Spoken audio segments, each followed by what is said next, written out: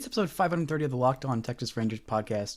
Here today, I'm going to rank number 16 through 20 on my Rangers top 30 preseason prospect rankings list. All that and more coming up on this edition of Locked On Rangers. Let's get into it.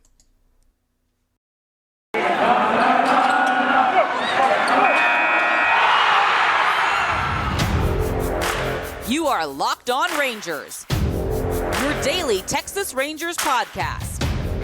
Part of the Locked On Podcast Network, your team every day.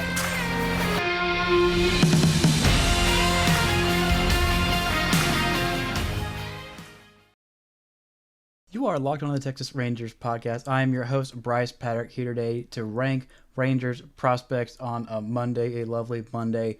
What a great Monday after a great weekend of football. Hopefully, today, as ownership and the Players Association are meeting, the Players Association have a counter for ownership to their proposals, and hopefully, sometime soon, we'll know that baseball is on track and we can have a normal spring training and a normal regular season. But first, thank you guys so much for making Locked On Rangers your very first listen of the day. If you're not already, go ahead and follow me on Twitter at Brice Paterik, follow the show at Locked On Rangers, and subscribe on YouTube or wherever you get your podcasts. Now, today I'm going through 16 through 20 in my series ranking the top 30 Rangers prospects. I also had some honorable mentions. Did some other ranking stuff last week. I also ranked the top 10 Rangers free agents since the turn of the century. So if you haven't checked out that episode, then go ahead and do that before you check out this one. But lots of good stuff, lots of prospects that I'm really, really excited about on today's episode. So let's just go ahead and get straight into it. This guy, we're starting with number 20 on my list, is a younger guy who hasn't played in the States just yet, a guy who's got a lot of potential, wasn't very highly thought of. This is a teenager. That's right, Yeison Morrobel at number 20 on my list. He is an 18-year-old prospect. He plays outfield right now. He plays almost exclusively center field. Actually, it is exclusively center field in his professional debut in the Dominican Summer League. He bats left-handed. He throws left-handed. He is listed at 6'2", 170 pounds. Last year, he was not in my rankings. MLB.com has him at 14 in their rankings. Neither BA nor BP have him ranked. And The Athletic has him all the way down at 33, or had him all the way down at 33 in their midseason prospect rankings last year. Obviously, he did a little better towards the end of the season, so they probably bumped him up. But I have not seen their rankings, and I'm not sure if Jamie Newberg is still there doing rankings for them. But how did he get here? Well, he was a J2 signing in 2021, a $1.8 million bonus. $1.6 million bonus signed from the Dominican Republic. He played in the Dominican Summer League. This is how he did last year. 51 games he played in, 229 plate appearances. Had a slash line of 270, 395, 411. That's an 806 OPS. For those of you at home who can do math about as well as I can. He had 1 home run, 11 doubles, and 6 triples, along with 30 walks to 25 strikeouts. He's expected to make his major league debut, I don't know, 2025. That is what I say for teenagers who are still quite a long ways off, but have shown quite a bit of potential. This kid is excellent. He had a very, very solid minor league debut. It was not quite stateside yet, but he's got a whole bunch of potential. And as just a teenager, he did everything you could possibly want from a guy making his professional debut. He draws comparisons to Evan Carter because they're both acquired within 6 months of each other. They both play center field. They're both lefties. They both have very, very advanced approaches for where they are in their careers. And they walk quite a bit and just are way under the radar signings. They didn't get a whole lot of praise before they were acquired by the Rangers. I mean, a $1.8 million bonus is nothing to sneeze at. I'd take a $1.8 million bonus right now from anybody to do pretty much anything. But that's not the entirety of the Rangers' bonus draft pool. And he wasn't, I don't believe, one of the top 5 or maybe even 10 J2, or I guess J15 now, signings. But he did everything you want, didn't show that much power, projects to have 15 to 20 home run power with a very, very advanced approach. Has a very big arm, a very big, powerful arm. So if he does have to bulk up a little bit, if he does bulk up a little bit too much to play center field, then he will profile pretty well in right field. And yeah, I mean, what's not to love for a guy who at 17 made his pro debut, had an on-base percentage nearly just a few ticks under 400 and walked more than he struck out. You absolutely love to see that while also playing center field. Pretty smart base runner for his age. So a lot to like about this kid. Not a whole lot of information there. He was born in 2003, at the very end of 2003, on December 8th, 2003. So he's going to be 18 this entire year. So I'm curious to see what they do with him. I'm wondering if he played a little bit in the Arizona league this year, Arizona Instructs. We'll see what they want to do with him, if they want him to make his major league or his stateside debut. I think that seems like a likely step after what he showed last year. The numbers weren't crazy, but they were really good for a guy who is a year younger, or was a year younger than the average player in that league. So we'll see what they do with him this year. But he's a kid who should definitely keep an eye on, and a kid who flew under the radar and blew out expectations, which is a lot like this next guy at number 19, who's a really solid guy. But, first, I'm getting a little hungry. And you know what I do when I get hungry?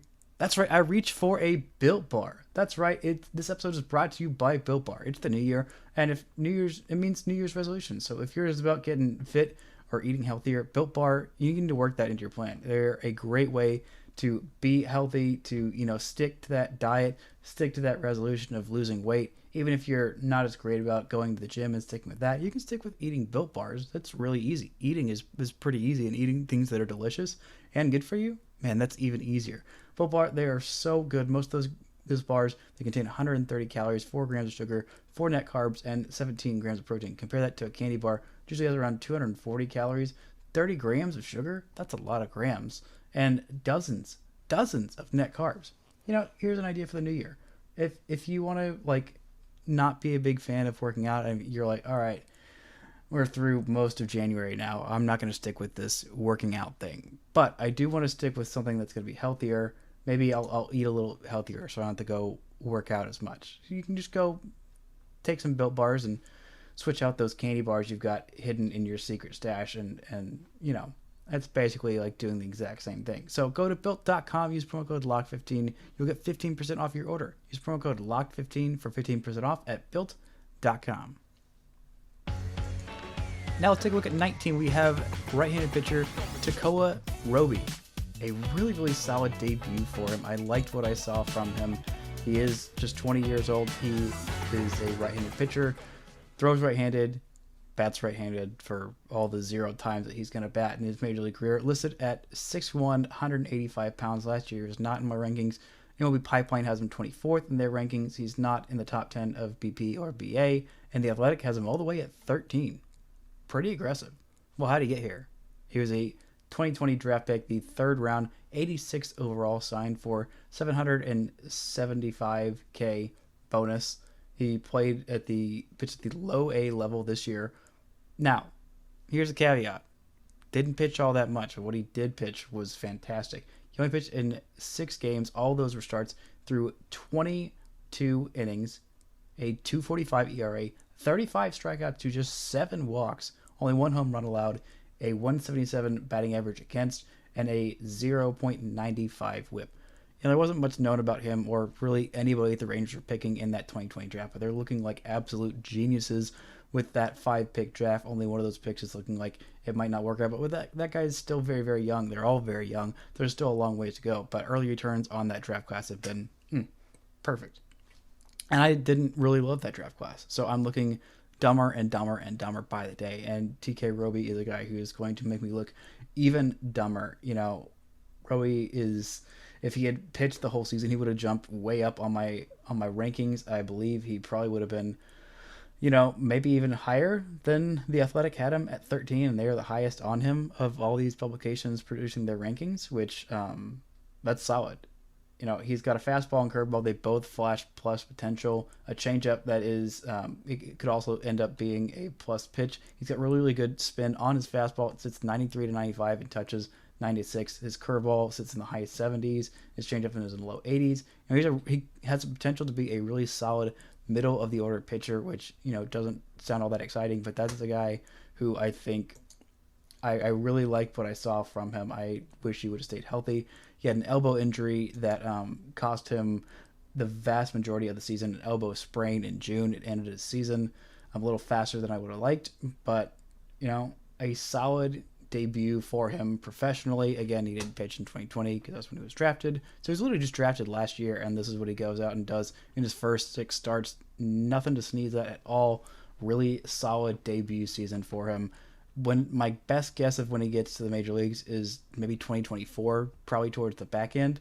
I don't know. There's still a lot of questions about this guy. He's got a lot to prove, a lot of levels to jump up, but the early returns are great on this guy. And for a 20-year-old who was not able to pitch in the minor leagues in his first season after being drafted, this is about all you can ask from this kid. Great returns on this guy, and I'm very excited about him. Now, at number 18 on this list, another player who was drafted by the Rangers, a little bit older than Tekoah Roby, and also some health issues that caused some concern.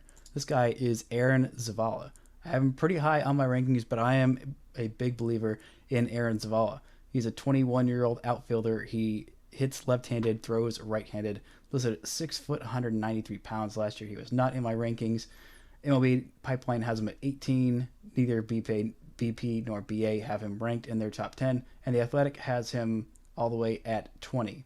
He was the Rangers' second-round draft pick in 2021, 38th overall, signed way under slot at $830K bonus. He played at low A this year. Again, if you don't know the deal with him, he had some health issues that were a real cause for concern. The Rangers didn't have enough time to get a whole bunch of information on him. It was a really tense couple of days deciding what kind of bonus would they offer him. Would he even be able to play baseball again? There were questions about if his ability to walk would be, assured. But he got a second opinion and a third opinion and another few opinions as well. And it turns out what was happening in his neck was okay. He is still going to be able to play baseball and hit dingers. So that is a positive. He did pretty well. Didn't play that much this year because, again, those health concerns, he was making sure to get everything checked out and A-okayed by several doctors before he went and swung a baseball bat at the professional level.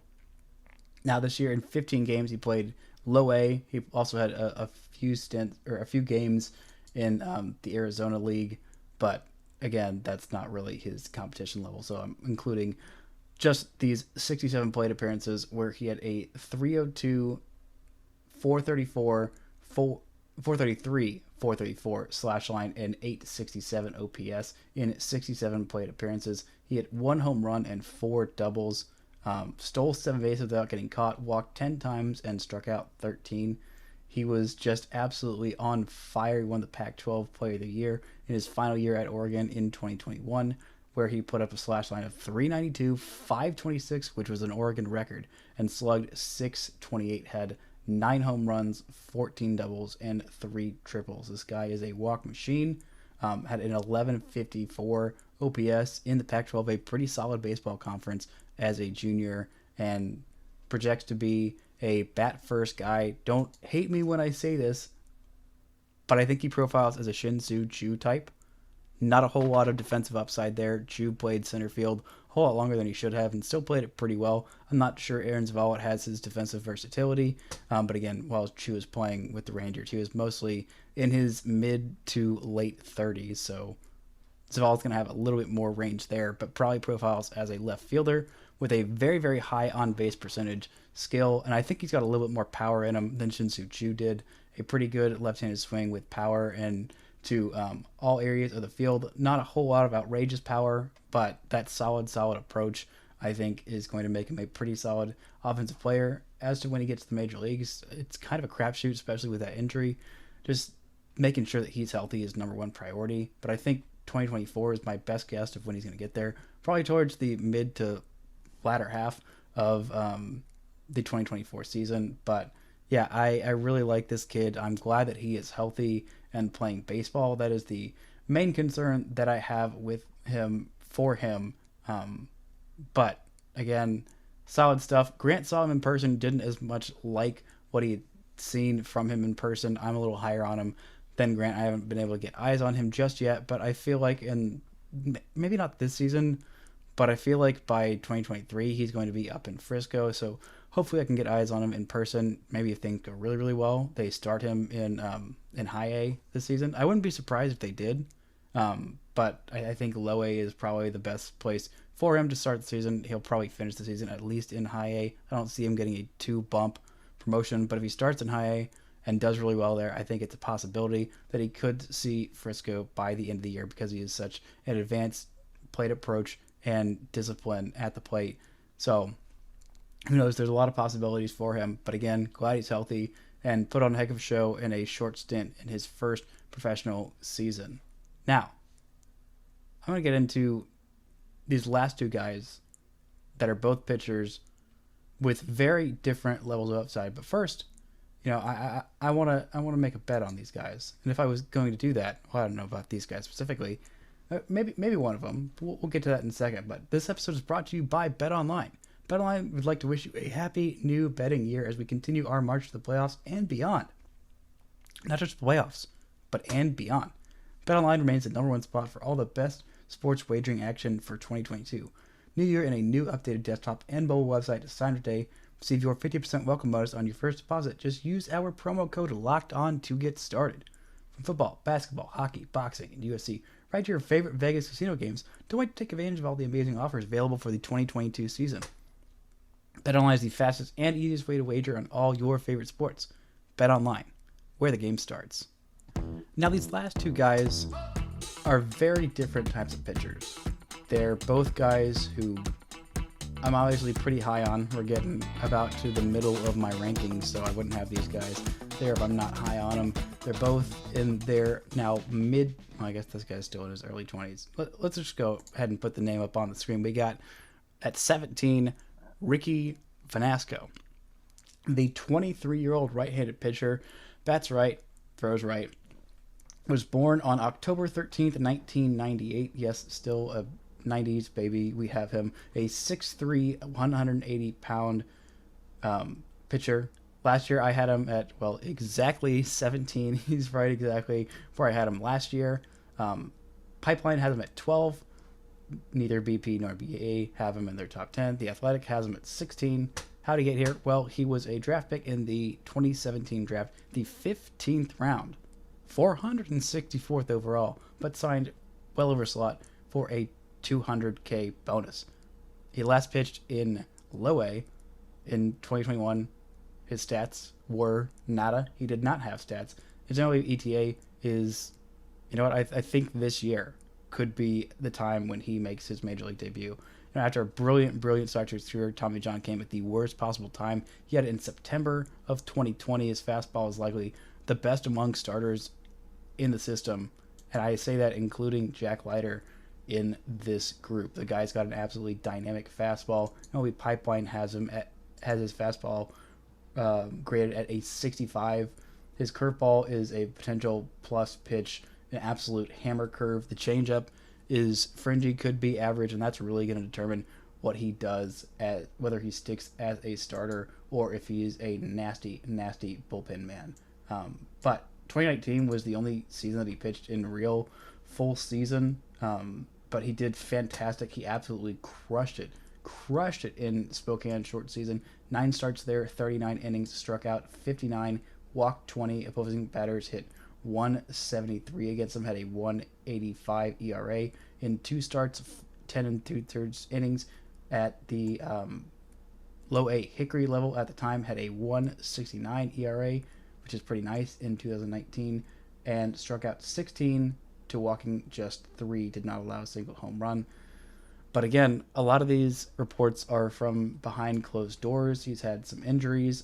He had a concussion early on in his career because he took a Sam Huff throw to second base to the head, which will happen when you get thrown at by a guy who's got an absolute cannon behind the plate. But he's okay now.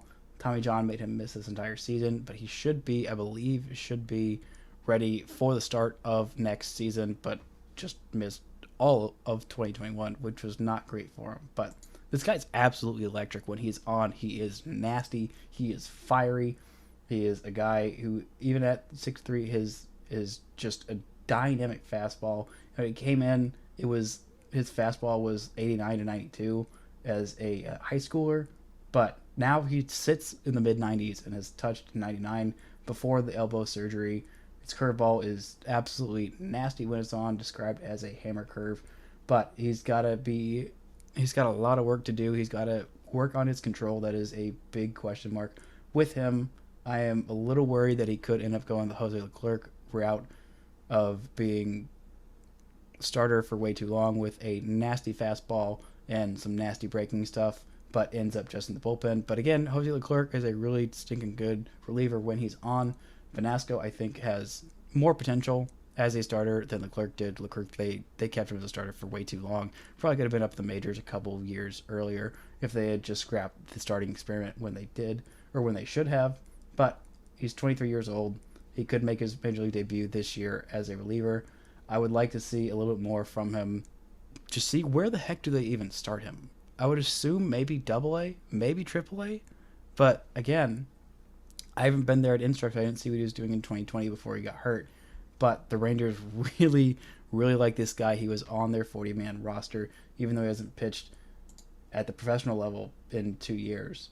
But they really, really like this kid. So, if he didn't get hurt, MLB Pipeline says he could have been the top pitching prospect in the Rangers system, which I assume means before Jack Leiter, because I don't think even if everything hit for him that he would be ranked ahead of Jack Leiter. That's just kind of how these things go. But Pipeline thinks very highly of him.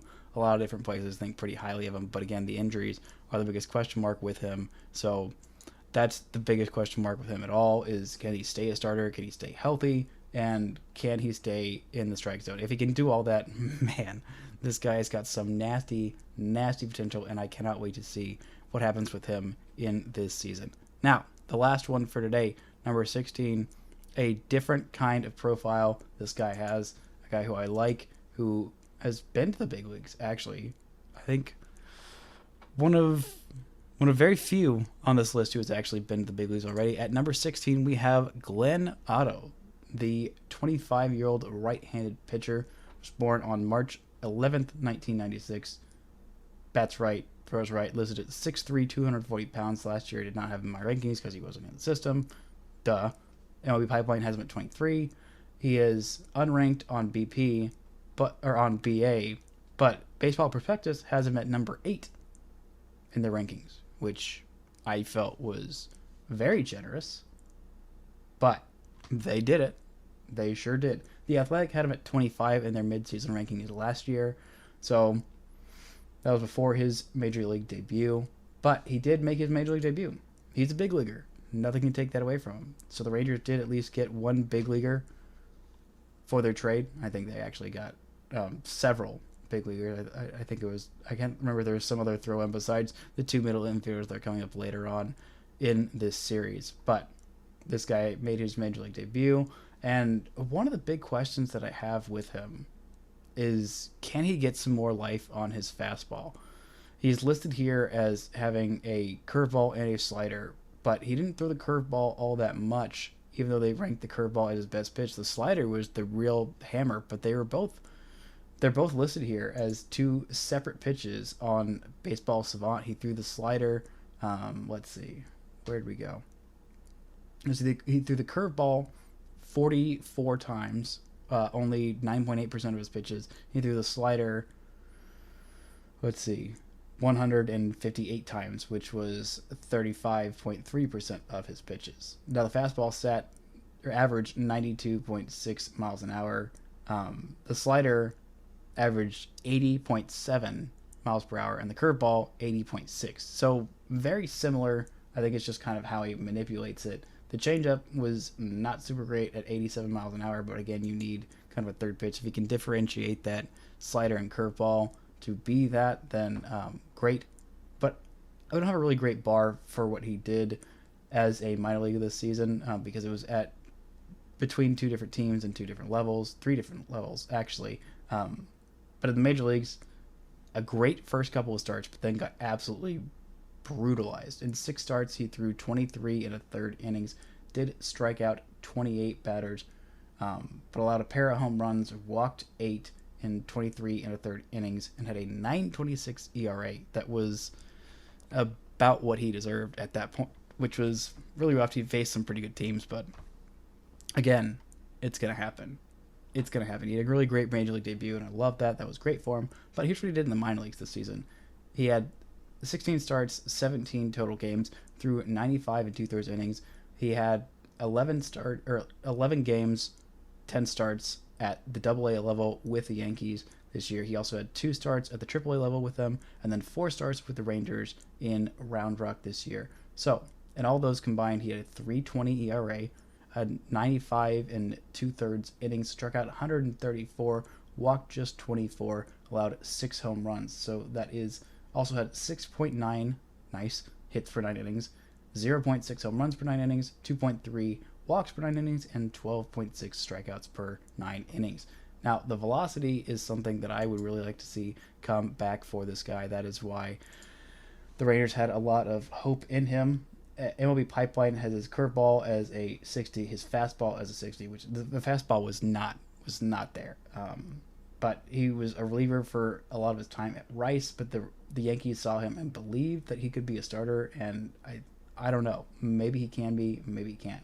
But he has reached 96 with his fastball, but before he's touched 98, and I would really like to see him get back to sitting not 92 to 94, but like 93 to 96, and then touching 98. That would be much nicer to go with that curveball slash slider slash whatever the heck it is, his breaking pitch that is absolutely nasty when it's on.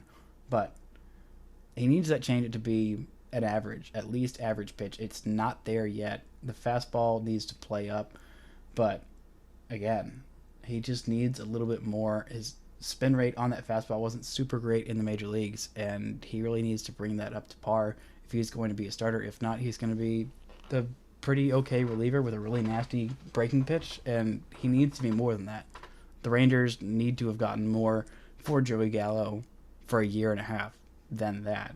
I mean, the other 2 guys are looking solid. Josh Smith is fine, looks fine. Ezekiel Duran is looking like a monster, hopefully, potentially. We'll see where it goes with that. But if Glenn Otto can be a solid contributing big leaguer, and both those other guys turn out to be about what I'm picturing them to be, which is at the very least solid, average contributing big leaguers, with Ezekiel Duran being an above average starter, hopefully. That's what I'm saying for him. But we'll get into him some other time. But yeah, this would make a big difference in how Rangers fans and how I perceive the Joey Gallo trade. I mean, I'm going to hate it forever because I love Joey Gallo and I think trading him was the wrong move instead of just friggin' paying him. But, that's a whole discussion for another day and another time. So we are halfway through this list. Let's take a look at what we have. We have at 16, Glenn Otto, 17, Ricky Vanasco, 18, Aaron Zavala, 19, Tekoah Roby, 20, Yeison Morrobel, 21, we have Davis Wenzel, 22, Thomas Saggese, 23, Yuri Rodriguez, 24, Cole Reagans, 25, Aaron Weems, 26, Bubba Thompson, 27, Cody Bradford, 28, Dane Acker, 29, Cameron Cawley, and 30, Byron Laura. Now, half this list remains. I'm really excited about these top 15. I'm pretty excited about the bottom 15 too. There's a lot of these guys who, on my rankings, I don't think there's that many of them who were ranked last year, and that's a pretty good sign that a lot of people had really good seasons and the Rangers got in a whole lot more talent, and I feel really confident in all 30 of these guys as somewhat contributors on decent big league teams, at the very worst. All these guys I feel pretty confident saying that they are going to be big leaguers for a decent amount of time, which is exciting to say. I did not feel that way about 30 Rangers prospects last year. So this is an exciting improvement of where the team is. Now, I'm going to be recording with Grant. Hopefully, I'm going to be in Corpus helping my brother move. So I'm going to try and take my computer there. We'll see where the recordings go, how all that works out, and all that good stuff. But I will definitely have 3 episodes for you this week. They might be a little late, but we will see what happens with that. Hopefully, they'll all be on time. I'll be normal, and we won't have to worry about this weird message at the end of it. But, it's fine. Whatever. Feel really good about these 15 prospects. 15 more on the way, and hopefully by the end of the series, There will be a new collective bargaining agreement, and we will be in spring training. I wouldn't hold your breath too much on that one, but we can still hope, and we can still hope in all these prospects. That's going to do it for this edition of Locked On Rangers. And until next time, don't forget to enjoy baseball.